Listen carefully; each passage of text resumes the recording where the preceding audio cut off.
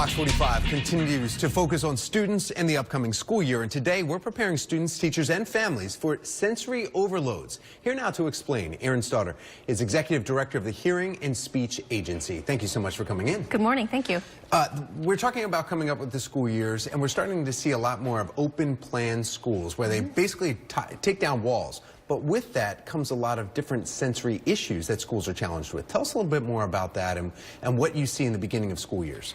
The beginning of the school year can be really tough for parents, teachers, and children because the environment has changed for many kids.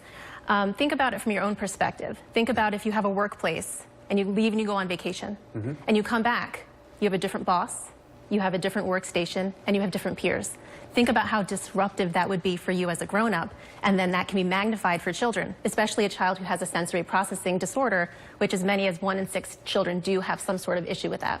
That's the statistic that I was going to bring up next. Who are they? Who is the 1 in 6? The 1 in 6 can be anyone. So typically a sensory processing disorder is associated with a diagnosis like autism or attention deficit hyperactivity disorder, but there is a continuum of sensory processing, and a child falls anywhere along that continuum, from being a child who has difficulty taking in sensory information to a child who takes in too much and has difficulty processing all of the information in the world around them. Sometimes you don't realize that. I know that with my children, they get to experience something when it first happens. They didn't realize it beforehand. So communication obviously is key. And we talk about communication with the parents and the teachers, but what about other students that are in the classroom when they see something that's a little abnormal than what they are used to seeing? Absolutely. I think with young children, establishing a sense of empathy is important, and teachers and parents have the obligation to work with their own children to let them know that not everybody responds the same way, and give those children the tools to say,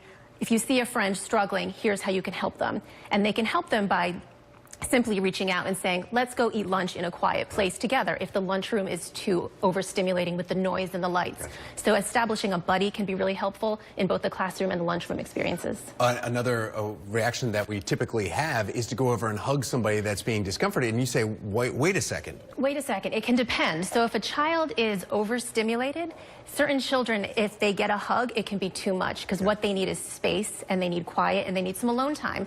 Other children really benefit from a hug or that physical contact. So parents and teachers and administrators really need to take the time to learn about the individual needs of each child in the school to be able to help all children succeed. All right. Well, thank you very much, Erin Stauder. And you're with the Hearing and Speech Agency right here in Baltimore. Right here in Baltimore, right near Pimlico. If anyone's interested in about the services that we offer there, they can check us out at www.hasa.org. We do have a great occupational therapy department, which would be the professional that parents could reach out to if they have questions about the sensory issues their children. All right. Well, thank you for coming in.